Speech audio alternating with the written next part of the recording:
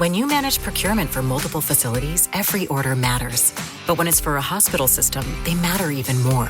Grainger gets it and knows there's no time for managing multiple suppliers and no room for shipping delays. That's why Grainger offers millions of products in fast, dependable delivery, so you can keep your facility stocked, safe, and running smoothly. Call 1-800-GRAINGER, click Grainger.com, or just stop by. Grainger, for the ones who get it done. When you manage procurement for multiple facilities, every order matters. But when it's for a hospital system, they matter even more. Grainger gets it and knows there's no time for managing multiple suppliers and no room for shipping delays. That's why Grainger offers millions of products in fast, dependable delivery, so you can keep your facility stocked, safe, and running smoothly. Call 1-800-GRAINGER, click Grainger.com, or just stop by. Grainger, for the ones who get it done. Ladies and gentlemen, thank you for listening. Thank you for downloading. And thank you for subscribing to the latest edition of the 12 Kyle podcast. I am your boy, 12 Kyle. Man, check this out. So at the time of this recording, earlier today, I jumped on Twitter X and I pulled up a tweet. And the first tweet that I saw, it read, and I'll read it to you verbatim. It says, 4 years ago today, COVID-19 was officially declared a global pandemic. And it made me stop for a second. And I was like, wow, it's really been 4 years. And so as we rewind back to 2020, it made me think about, some of the things that happened and how we've been able to get through this global pandemic. COVID-19 and the pandemic really affected everybody, and it affected us in so many ways. And I'll be honest, it probably affected us in some ways that we're not even sure of and won't be sure of probably for many, many more years to come. And it's not just from a health perspective, but it could be from a mental health perspective. It could be from a physical perspective. It could just be from an overall psychological perspective. But to say that COVID did a number on us would be a huge understatement. So let's flash back to 2020. So March of 2020, I remember it. It's not like it was lost with me. And I remember it distinctly because I want to say the first week of March, one of my boy Ryan, he lost his wife. She won her battle with cancer. Her name was Kim. Rest in peace to Kim. And I think they had been married at the time 19 years or close to it. And so Kim's homegoing service that we had, that they had here in Atlanta, that was the last public gathering of people that we had in a long time. And I remember sitting at a table because COVID was here. It wasn't like all the way here, but it was here. It was here in this country. It wasn't some disease in China that wasn't coming here, unlike what you were told by the leaders in this country. But I'll get to that in a second. So it was weird. I just remember sitting at the table and somebody said, man, this might be the last time that we all kind of get together like this. And I found that to be weird because, again, we were learning on the fly. The initial reports, the initial things that we were told were far from the truth. And the truth is, at a funeral of, I don't know, maybe 100 people, we probably shouldn't have been there. Not like that. And, we would later find out that even there was a small town, I want to say Valdosta, somewhere like that in Georgia, South Georgia, far, far south from, where I live in Atlanta. But there was a similar situation. There was a funeral and like the whole town came to the funeral and almost everybody that was in the church got COVID and a lot of people died. But it was spreading just like that. Nobody really knew. And they didn't know what to do and what not to do. But yeah, it made me think about Kim's funeral because, like I said, that was the last time that we would be, together in public in a group of people. And then by the 17th, I think, of March, I lost my cousin Tara. Very, very close to me. She passed away. She also won her battle with cancer as well. After fighting it off for 10 plus years. And so, but by that time, and Tara lived in New Jersey, the New York metropolitan area was ground zero for COVID. Like, it was so bad that, Tara's homegoing service really wasn't much of a homegoing service. There was like the funeral director, my cousin, her sister, who streamed it on her phone, and that was it. And then when they went to the burial, it was just those three, or maybe one or two other people. But like you up there, you couldn't even think about being together in numbers because by that time, metropolitan New York City, the tri-state area was COVID central. And so when I think back to the, 4 years ago, that's where we were. That's where I was, processing the loss of Kim. And I was hurting for my boy Ryan and their kids.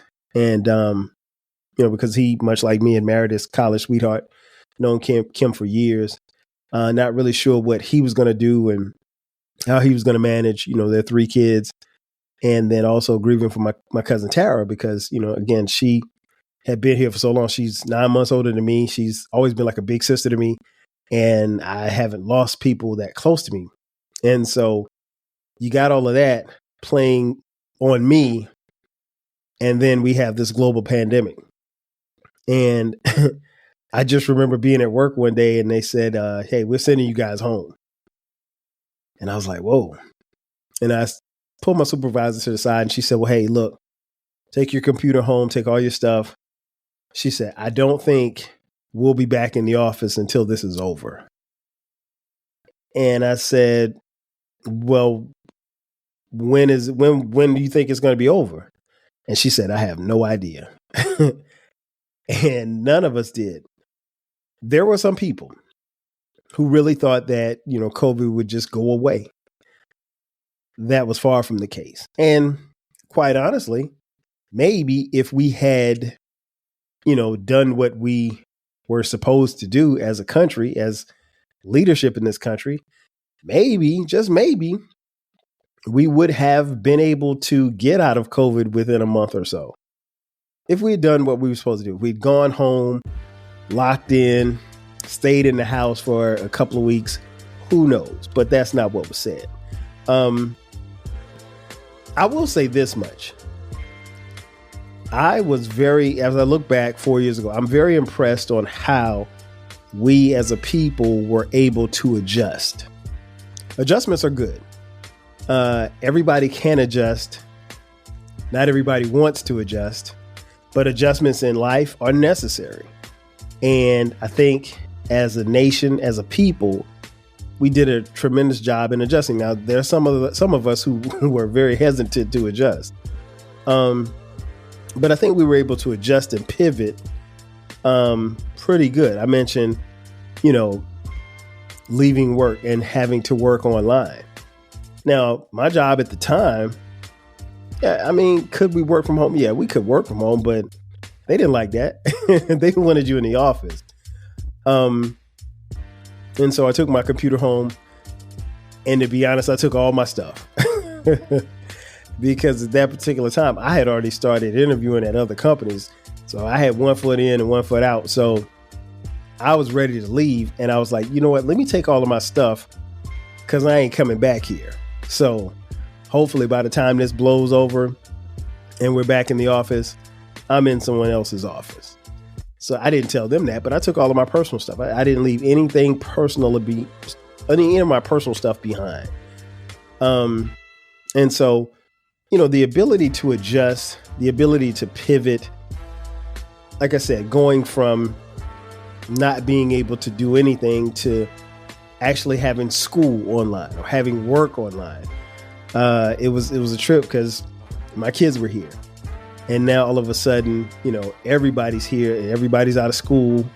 Our oldest, he was at college, and our middle son was a senior in high school, and his high school senior year got wiped out, and he graduated online. There was no ceremony for us to go to. But that's a part of it, and I tried to make sure that I acknowledged to him, like, look, it could have been a whole lot worse for us. It just wasn't. So be thankful in that. But I'm still amazed at how we were able to pivot and adjust, because adjustments were necessary and the adjustments were made on the fly. And I think, it was a lot for us to deal with, along with dealing with the stress of being in a global pandemic and not knowing what was happening next. But I mean, even something as simple as our entertainment.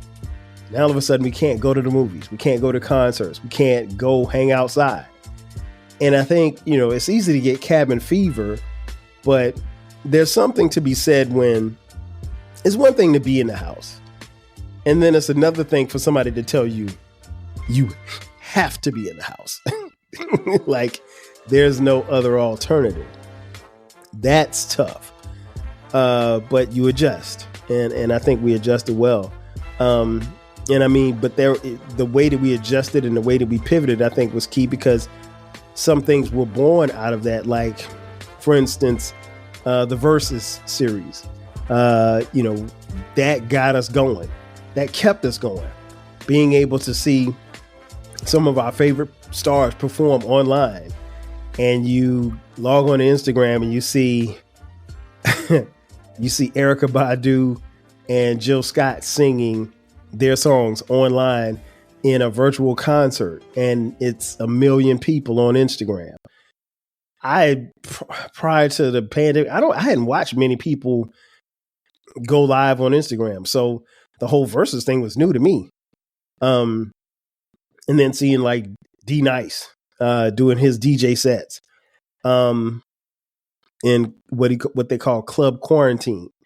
And that's the thing. Like, I saw D Nice go from being a guy who I followed his career as a DJ for Boogie Down Productions, shout out to BDP, to being this nationally world-renowned DJ now because of his time and what he did in club quarantine and getting us through the pandemic through music. And, so again, pivoting and adjusting. And then keep in mind, like, for me, this was tough because the NBA was the first to strike. The NBA said, hey, Rudy Gobert, who was the center at the center of the Utah Jazz at the time, he contracted COVID. And once he contracted COVID, they knew they couldn't play any basketball games. So the NBA shut down. Major League Baseball shut down. The NFL shut down. All major sports shut down. So there was nothing to watch on TV. Our favorite TV shows had to shut down production. So we were inundated with reality TV and reruns and things of that nature. And then it forced us, again, to adjust. And we adjusted, I think, pretty well. A lot was made of our adjustments. And I think it doesn't go unrecognized as far as some of the things that happen. But I mentioned a little earlier, leadership. The leadership in this country was god awful. I'm not going to mention any names because you know who I'm talking about. And I don't waste my time on my podcast talking about Duke. But Duke didn't know what the hell he was doing, which we already knew. But his inability to lead his denial, flipped the country upside down. And then it was a domino effect. Like, I'll give you an example. Like, one of my best friends works for the CDC. The conflicting information they were getting from the CDC was crazy. And what's my guy's name? What's the little doctor dude? Dr. Fauci. I mean, bless his heart. He tried. But I mean, like, what he'd say, then Duke would come back and, the correspondence coming out of the White House was always contradictory. And again, people are looking for answers. If you're sitting in your home and you're scared that you're going to lose your loved ones and lose your job and lose your life or lose your way of living, yeah, you're going to turn to the people that you elected to lead you in the right path. And you realize they were clueless. And so that in and of itself should have made you want to get angry and get active. But no, I mean, like, the leadership was terrible. Nobody had a clue as to what they were. And I'm not even going to say I could cut them some slack, because here's the thing. There were procedures in place. There were organizations in place for a global pandemic, but they were tossed to the side. And so if you toss that to the side and you get rid of the people who are there to help, and you think that you know it all, then it will quickly be proven that you don't know it all. And like I said, it was just terrible. From the White House on down to the CDC, it was just, they failed the American public. They failed us. And it was costly. It was costly in money. It was costly in lives. We in this country lost over 1 million people to the pandemic.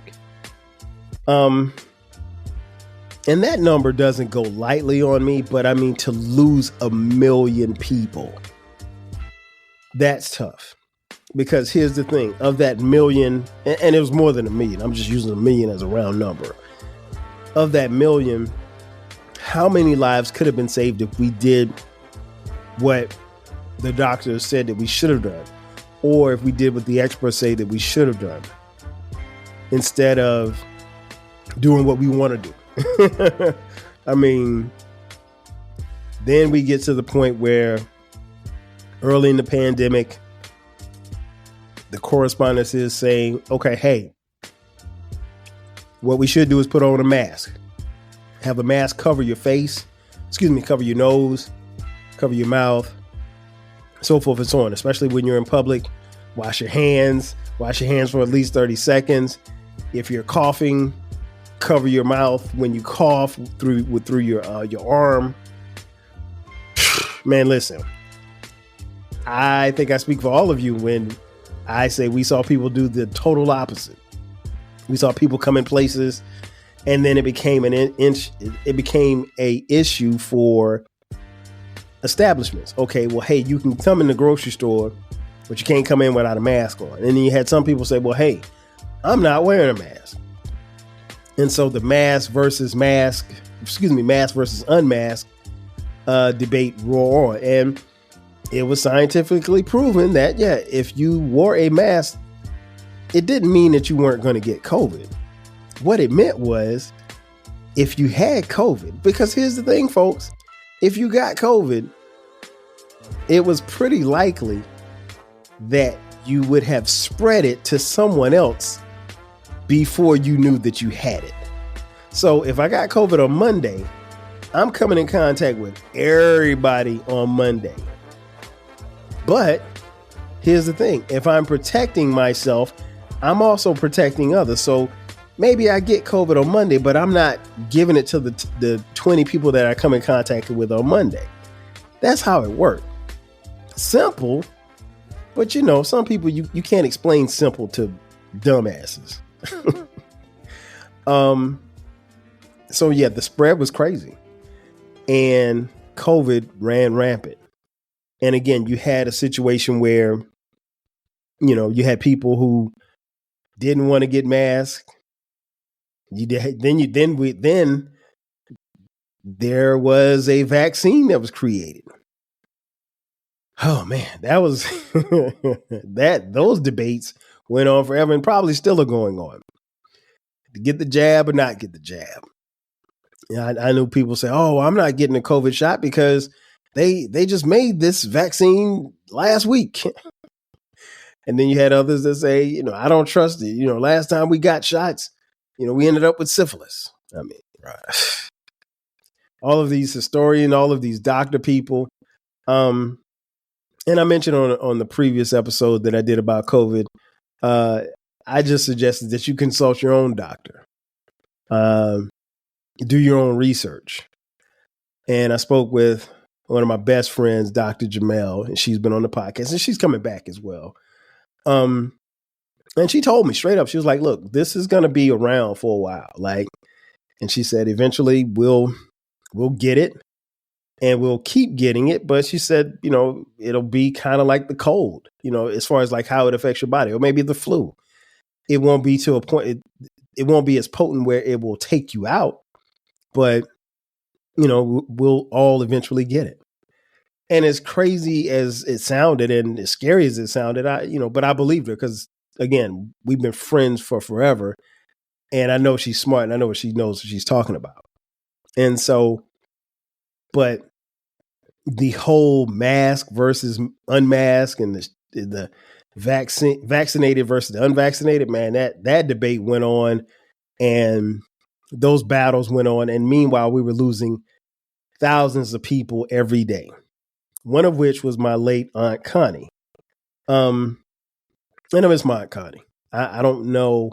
I know she passed away from COVID, but here's the weird thing. My Aunt Connie had she didn't have high blood pressure. She had lupus. She had cancer. And she had something else. And she survived that for like 15, 20 years. And COVID took her out in like 3 weeks. It's crazy. Right. And she didn't have to go, and neither did the million people that we lost to COVID had to go. And what was really weird about some people in this country was the blame shifting. Not so much as the blame shifting on who had a mask or who didn't, but I think people suddenly, and some of them consciously, some of them subconsciously, began to blame people who died from COVID for being outside. Oh man, you heard about Ray Ray? No, what happened to Ray Ray? Man, Ray Ray died. He had COVID. Oh, was he outside? Did he was he out here without a mask on? I mean, people were really, really passing judgment just like that. Listen, man, when it's your time to go, it's your time to go. I'm a firm believer in that, in my faith, in my spirituality, which I'm not going to talk about on here, but I will say this much. It ain't your place to pass judgment. When it was Lil Ray Ray's time to go, it was his time to go. That being said, it ain't his fault that he got COVID. You don't know how he got COVID. And how he got COVID, I mean, like asking somebody, like worrying about why or how somebody died is pointless. They died.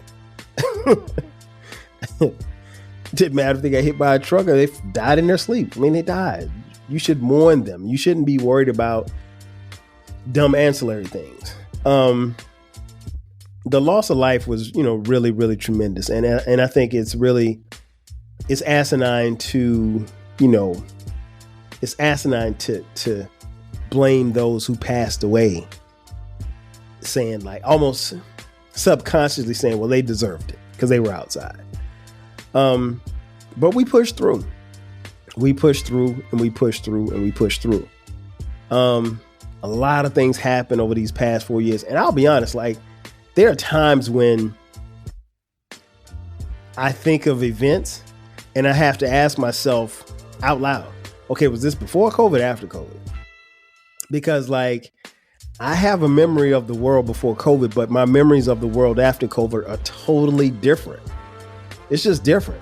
And I said on a previous episode, like it would be in your best interest to document the times and things that we went through during COVID, because here's the thing. If you're like my age, when you have grandkids and great grandkids, they ain't gonna believe half the stuff that you tell them, because it would be inconceivable to them that this could have existed, a disease, something that you could not see. You could see somebody standing on the corner with an AR-15. You could see somebody, a group of kids running up to beat you up. You couldn't see this germ and this disease. You couldn't see it, so you don't know.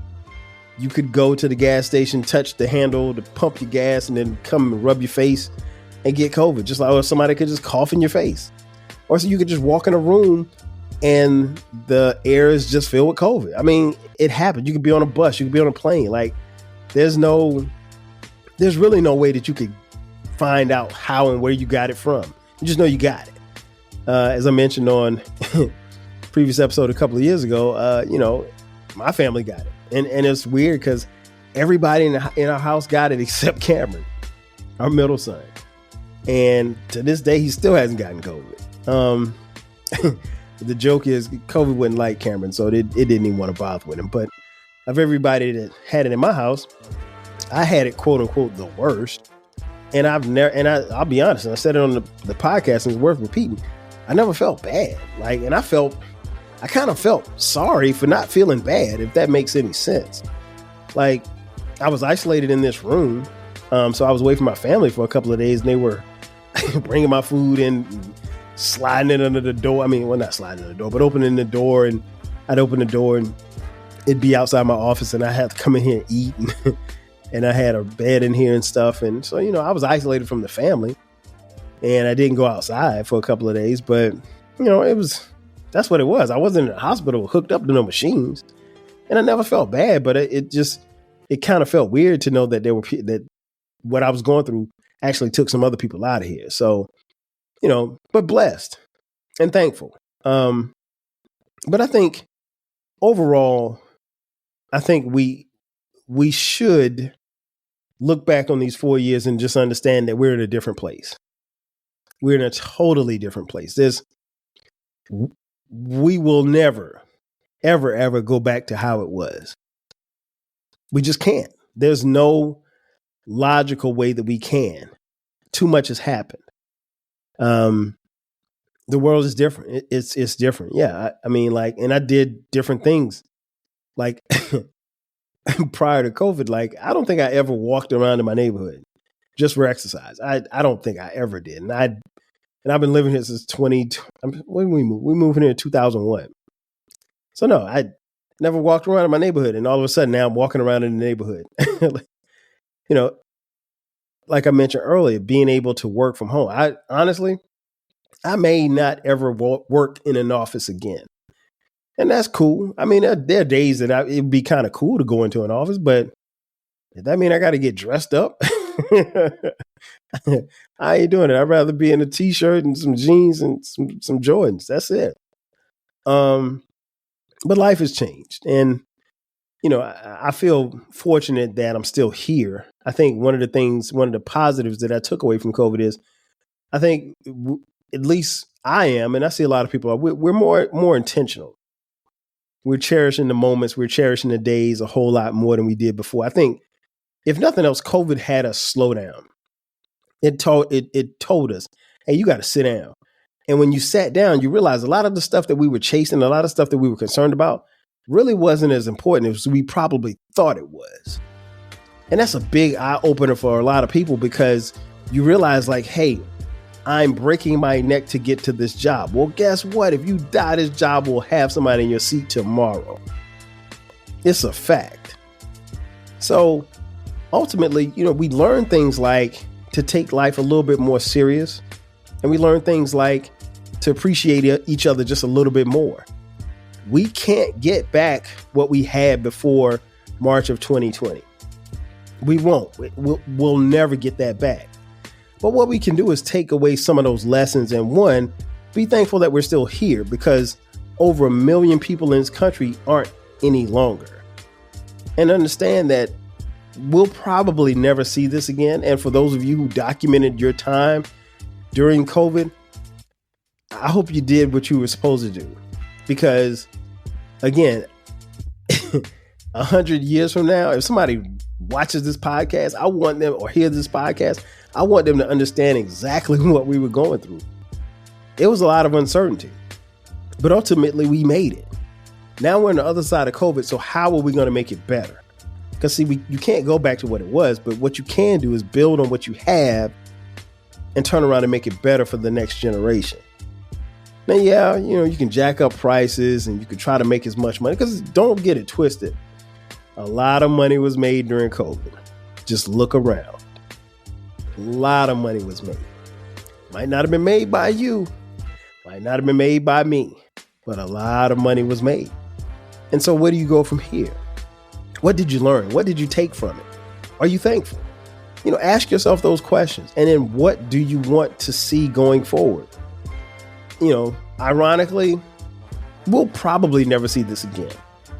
It may be another 100 years before something this catastrophic ever happens. And if it does, God bless them, because we'll be gone.